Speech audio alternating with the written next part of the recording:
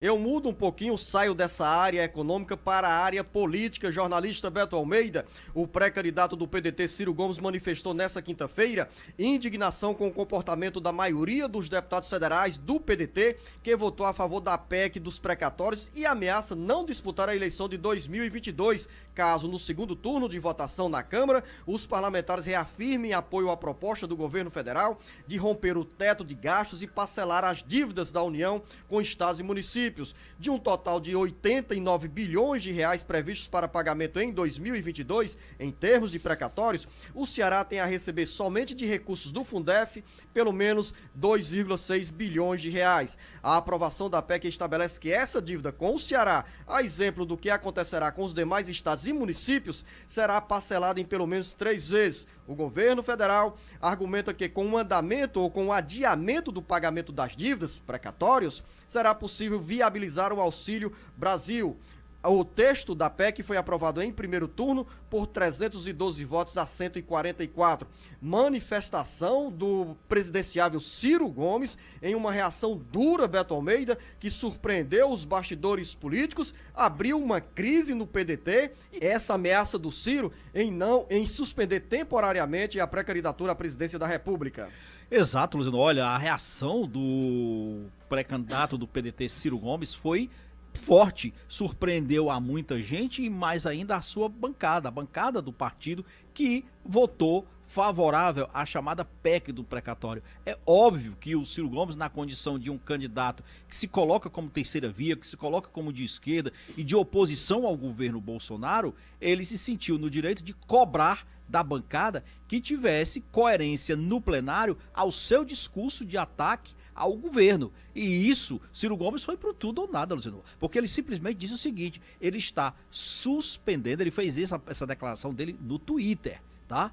E a repercussão foi um rastilho de pólvora. Ele disse, ó, estou suspendendo minha candidatura até que a bancada do PDT reveja a sua posição em relação à votação dada no primeiro turno. Porque ele disse que espera que haja uma mudança de comportamento dos deputados federais na votação da matéria na semana que agora vai entrar aí, na semana que vem, no segundo turno na Câmara dos Deputados. E diz que se isso não ocorrer, ele, Ciro Gomes, retira sua candidatura. Ciro se sentiu traído, jornalista Beto Almeida, e entre os deputados federais do PDT do Ceará, 4, André Figueiredo, Eduardo Bismarck, Leônidas Cristino e Robério Monteiro, votaram a favor da PEC dos precatórios, contrariando a orientação do PDT.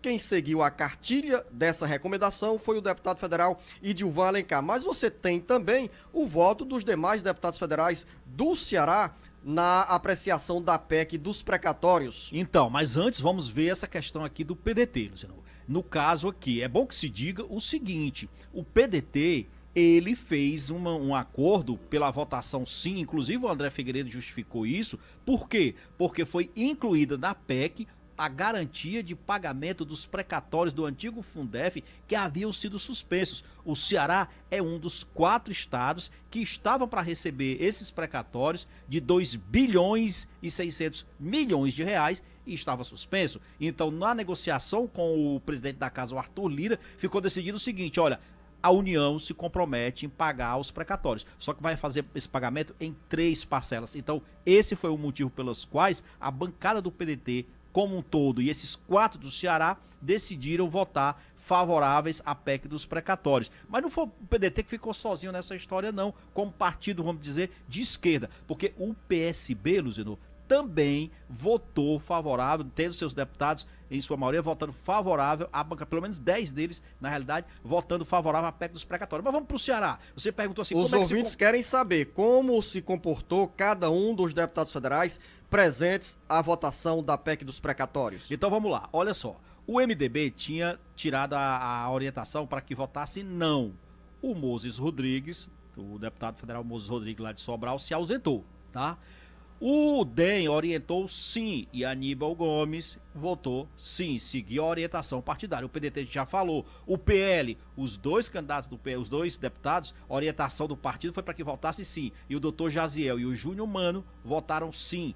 O PP tirou uma orientação para que votasse sim. E o AJ Albuquerque, filho, né, do Zezinho Albuquerque, votou sim pela PEC dos precatórios. No PROS, Capitão Wagner e Vaidon Oliveira votaram sim. No PSB, o Denis Bezerra, se votou não, seguindo inclusive a orientação do seu próprio partido, o PSB, de votar não. O PSD, aqui tem uma surpresa, porque o PSD orientou que a bancada votasse sim, mas Domingos Neto votou não, contrariando esta orientação. O PSDB indicou que votasse sim. O Danilo Forte, que é o único deputado federal do partido aqui do estado do Ceará, Luzenor, se ausentou. E o PSL, o Heitor Freire, votou sim, Luzenor. E tem também na bancada do PT, José Ayrton estava ausente, se encontra na Escócia, nessa Conferência Mundial do Clima. José Guimarães não apareceu para votar. Luiziane Lins votou contra a PEC. Pelo PTB, Pedro Bezerra também votou contra. Célio Sturdat, do PV, se opôs à votação desse texto, enquanto Genesias Noronha, do Solidariedade, votou a favor da PEC. E o que me chama a atenção aqui nessa lista dos deputados federais do PDT, da bancada do Ceará, é a ausência de alguns parlamentares. Justificada essa ausência do José Ayrton Cirilo, mas dos demais, Beto Almeida, que estão no Brasil, que estão no Ceará, ou que estão em Brasília, se ausentar apenas uma sessão em uma semana de trabalhos da Câmara dos Deputados e os parlamentares simplesmente não aparecerem para votar em um assunto que interessa ao governo federal, não interessa a muitos estados, como por exemplo o governador Camilo Santana não gostaria que essa PEC fosse aprovada porque gera prejuízo ao estado do Ceará, uma vez que no pacote de precatórios estão pelo menos 2 bilhões de reais e 600 milhões de reais que seriam pagos em 2022. Você usou o termo realmente na conjugação correta. Seriam. Não havia nenhum compromisso para isso mais.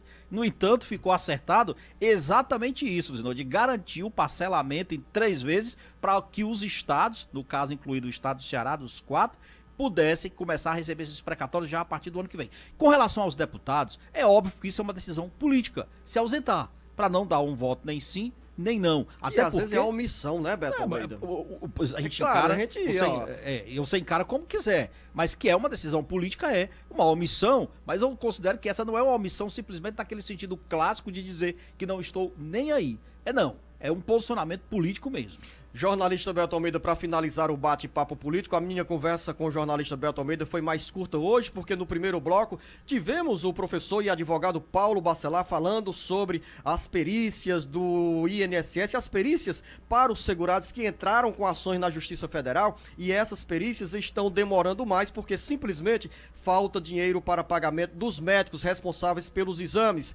E para finalizar aqui, eu quero chamar a atenção dos nossos ouvintes, principalmente do público da Previdência Social, que um total de 85.191 segurados do INSS que recebem benefício por incapacidade tem até o próximo dia 11 de novembro para agendar a perícia médica do pente fino e não ter o pagamento suspenso. No final de setembro, o INSS convocou pelo menos 95.588 segurados para agendarem a reavaliação médica. É importante para você segurado, esses 85 mil segurados em todo o Brasil, ficam em todo o Brasil, aqui no Ceará, são centenas e centenas de beneficiários do auxílio por incapacidade que precisam comparecer ao INSS para a realização dessa perícia. Não adianta se esconder, não adianta fugir, porque quando você foge, o INSS vai suspender o seu benefício. Então, encare, olho no olho, os peritos médicos para você mostrar que tem problema de saúde e merece receber o benefício. Amanhã é dia do Jornal Alerta Geral Especial sobre os caminhos da aposentadoria, que começa às 7 horas, comigo e com o professor Paulo Bacelar. Ao jornalista Beto Almeida, a você, ouvinte internauta, uma boa sexta-feira. Só lembrando, Luzenor, que domingo, 7, tem eleição suplementar em Jaguaruana, porque o prefeito e o vice foram cassados. Então, tem essa expectativa em relação aos resultados da eleição que a gente comenta na segunda. Um bom final de semana, até segunda.